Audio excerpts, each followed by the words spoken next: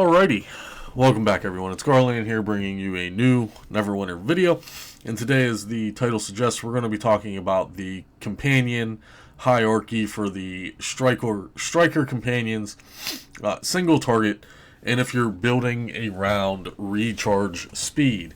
So, what's the difference? What's my opinion? Let's have a discussion right off the bat. Recharge speed is important for certain classes. However, other classes, it's more detrimental than actually beneficial. For instance, on the Warlock, I don't think you should necessarily be building recharge speed. And I'll talk about it in my Warlock build video when I release it. But the Warlock has internal mechanics that already give it significant recharge speed. So when we're talking about these companions, recharge speed on your character sheet does directly correlate with the recharge powers of your companion. So if you do build recharge speed, then certain striker companions will benefit from it, from having higher cooldowns, and you're obviously lowering those cooldowns, which then equates to more overall DPS. Now, should you really be going out of your way to make a certain recharge build just to boost your companion's DPS? Striker companions are nice. It's additional DPS to your own. So you shouldn't, in my opinion, be going out of your way to build some kind of niche-related build just to build recharge speed. You need to always be focused on your character. Your character is going to be doing the most damage. The supplemental damage coming from striker companions is nice, but it is not your priority.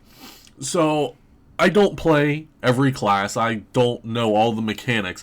But the Warlock, for instance, is one of those classes that I wouldn't necessarily be building recharge speed on for your companions. It doesn't benefit your character. Now, if we look at a class like the Wizard has very high cooldowns on their encounter powers and no internal mechanics like the Warlock to lower that. So if you build a recharge speed build on your Wizard, theoretically, not only are you benefiting your character, you're also benefiting your companion. Now, this might work on the Rogue as well. I don't think Rangers should build recharge speed because they change their stances, so they intertwine their cooldowns on their encounter powers already. The Barbarian, I don't know. And the Bard, I don't know. So if you play those classes and you want to leave me some feedback in the comments, by all means, please do that. But again, should you actually be focusing on recharge speed? That's, again, if you're a Wizard, 100%, I would actually have a recharge speed build on a Wizard.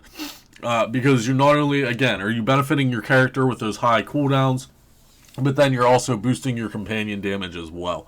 And the Wizard, everyone knows right now, they overbuffed it to a degree. So the Wizard does a ton of damage. Imagine having a Wizard with 50% recharge speed, and they're just pumping out those encounter powers, and then have supplemental damage from their companion. So, let's jump into it, and we'll look at the companions. Now, again, I didn't test every single companion. I just tested the ones that I felt were great. So, if you watch my last video, if you don't build a recharge speed build, then, of course, there are companions in the hierarchy if you watch my last video. So, not much has changed, but there are some things that have changed. So if we go ahead and jump into that, starting at the bottom of the list is going to be the Shadow Demon. Now, what are the difference in my testings? My recharge speed on preview was 31%. Now, on the live servers, I'm limited on preview of what I have access to. On the live servers, you can actually get this up to around 50 to 55% recharge speed if you're building recharge speed fully while still maintaining all your hard statistical caps, guys.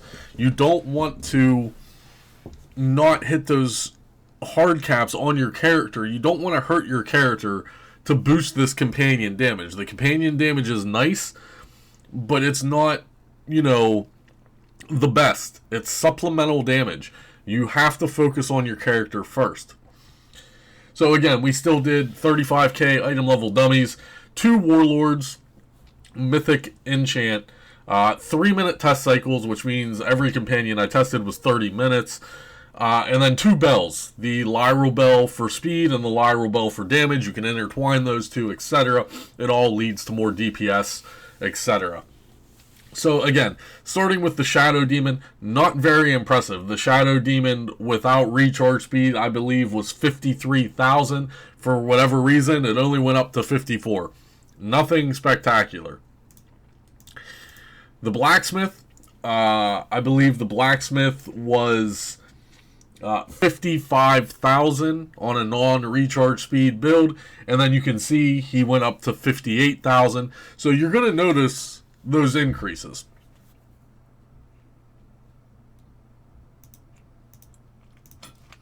The Batiri, again, the Batiri is a good single target companion. He has that 25% additional damage to bosses. The Batiri was 56,000 on a non-recharge build, and he went up to 58,000. Again, not a horrible big increase by going out of your way to build recharge speed. Again, if you're a wizard, then yeah, I could see you going for a recharge speed build on wizard. Alright, Caddy. Caddy was coming in at 55,000 on a non-recharge speed build. She had a nice increase. She went up to 59,000, so a decent spike there. Ranged DPS always seems to do a little better. Now, the next one was actually kind of shocking to me. I don't know why. It has to do something with the internal game mechanics, I guess. I tested this more than a half hour. This one really jumped out at me, and it's going to be Rumpadump. And I really want Rumpadump to be one of the best companions, but he's not, unfortunately. So this is that one companion that stands out with recharge speed for whatever reason. I don't know why. Again, it's a Cryptic game. Cryptic's coding is just so bad. But Rumpadump, if you watched the last video, was only coming in at 47,000 encounter DPS on a non-recharge speed build. 47,000.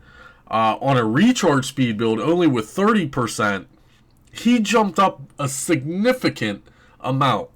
62,000 on Rumpadump with only a 30% increase. Again, on preview, I only have access to certain items. If you're building a recharge speed build, you should be 50 to 55%. So that ultimately leads to more damage. But again, unfortunately, he's not the best. But Rumpadump on a recharge speed build is actually pretty decent. I was very surprised with the results, and I tested this numerous times because I didn't believe the numbers. Like I said, 47,000 on non-recharge speed, and then jumping to 62,000 with recharge speed. A significant increase. I can't explain it, but the numbers don't lie. I ran the tests several times, and the numbers all align. So, Rumpadump, again, not the best, however, still a honorable companion if you so choose to use him. Alright guys, and let's move into the top 3 single target companions currently in game. As of filming this video, whatever today is, May 11th of 2023. I'm sure more changes will come down the line, so we might have some new companions or old companions that they increase to the point that maybe they'll be best in slot. We don't know. Now, there's not a big difference in the top three, just like my original video on the companions on a non-recharge speed build. So coming in at number 3 is the Spider. The Tomb Spider is a phenomenal single target companion for long duration battles. And again, the Spider was number 1 on a non-recharge speed build. He was coming in at like 61,000 encounter DPS on a single target non-recharge speed build. With recharge speed, he slightly goes up to 65,000, and essentially he's just getting more of that webbing on there. I mean, he almost had in a 3-minute test 1,000 DOT ticks of webbing. So yeah, the more DOTs, the more damage, the more encounter DPS, etc. I mean, 3-minute test, again, 65,000. And then, of course, he is melee. So, there's that. And then the top 2, Pseudo Dragon is actually a monster, because not only is he in the top 2 for single target, but also he has that ability to give combat advantage. So, I mean, it's decent for him. That's why he actually has the damage that he has. It's not 100% uptime, but he can maintain it. So the Pseudo Dragon in a non-recharge speed build was only 54,000. So he got a significant increase, almost a 12,000 encounter DPS increase. Again, are you going to build recharge speed and then switch companions? I don't know. I can't tell you what, you guys what to do. I could just show you the numbers, the testing. You have to make your own decisions. So Pseudo Dragon, again, is a melee companion. He was coming in at 54,000 on non-recharge speed, and he jumps up to 66,000 with the recharge. And then finally, it should be no surprise, the number 1, well, like I said, he's tied. The Pseudo Dragon and the Bowman, both were coming in with the same numbers, essentially. But the Bowman should be no surprise here. On a recharge speed, he's looking at 66,000 encounter DPS. And he went up by about 6,000. On a non-recharge speed build, he was 60,000, so he gained 6,000 encounter DPS. So again, you have to look at that in-game and what you're doing. If you're doing the new trowel, for instance, are you really going to want to change your entire build to revolve around recharge speed for only a 6,000 increase in encounter DPS? Now, those are just raw numbers, obviously. But, like I said, right now, we all know the Cyclops War Drummer is broke. It's getting nerfed. It's, the repercussion is getting nerfed. So, all of the Cyclops War Drummer is irrelevant. Aragon put a video out on it showing that it was doing just astronomical amounts of damage. Cryptic nerfed it almost instantly. So, we're not going to talk about the drummer. So, the Greenscale Bowman, again, is a ranged. So, he's going to, maintain life. He's going to stay alive longer than a melee, theoretically. But, like I said, the Pseudo Dragon got a huge increase from 54k to 66k. Are you really going to build a recharge speed build to pump out that additional damage via your companion? Again, that's up to you. I can't tell you what to do. As I preface this video by saying, if you're a Warlock, you should not be building recharge speed. It's irrelevant. On a Wizard, that's a different story. Recharge speed on the Wizard, again, you're going to be pumping out way more encounter powers, thus leading to way more damage, plus you're buffing your companion as well. So, Greenscale Bowman, pretty much best in slot, not only for if you're not building recharge speed or if you decide to build recharge speed. Just a self-buff testing, no other players. This is just me and my companion. So, he's getting debuffed via myself. And then you can see the Greenscale jumps up to 73,000 encounter DPS. So, if you put the Greenscale in a trowel setting with all of the artifact calls and all of the debuffs and everything going on and he stays alive, I can see the Greenscale Bowman on a Wizard on a recharge speed class pushing 100,000 encounter DPS without any problems. So this is where we're at in the game right now. Everyone is migrating back to Striker Companions. This is the information I have for you guys. I can only provide the tests and the numbers. You do with that information as you choose. Like I said, if you want me to test something specific, leave me a comment below. If you have any questions, comments, or concerns, or just general feedback, leave them below. So it is what it is, guys. Greenscale right now seems to be the best, whether you're building recharge speed or whether you're not building recharge speed, in my opinion. The Tomb Spider is a good secondary as well. And then, like I said, the Dragon, unfortunately, if you want to build the Dragon, you're going to have to do a recharge speed build, because at 54,000 encounter DPS on a non-recharge speed versus the 66,000 with recharge, you might as well just use the Bowman or the Spider. So it is what it is. So what does this all mean, essentially? Well, you know, it means that that's where we're at in the game. So why is recharge speed so important? This is just on preview with my recharge speed build. And if we smack this real quick, hit a combat log just for funsies. But what we're looking at is you want him to get 2 of those DOTs on it. So there's 2 of those DOTs coming from the Greenscale Bowman. You have a very harder chance of getting 2 stacks of this on a non-recharge speed build. So that's where its damage is coming from. That's where that extra damage is coming from, is because he's using his abilities faster than a non-recharge speed build.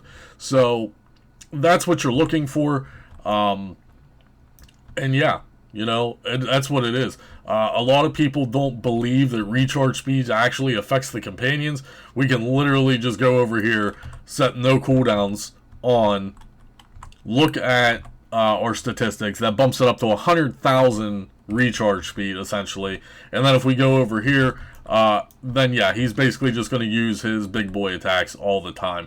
And that's what it is, basically. So then, you know, you can say he's got 3 stacks on there already, 4 stacks of that poison on there already, etc. 5 stacks of that poison on there already. So theoretically, the more recharge speed that you can actually have, the better it's going to ultimately do for you. 7 stacks, 8 stacks, you know. So, and you can just see the damage adding up, etc.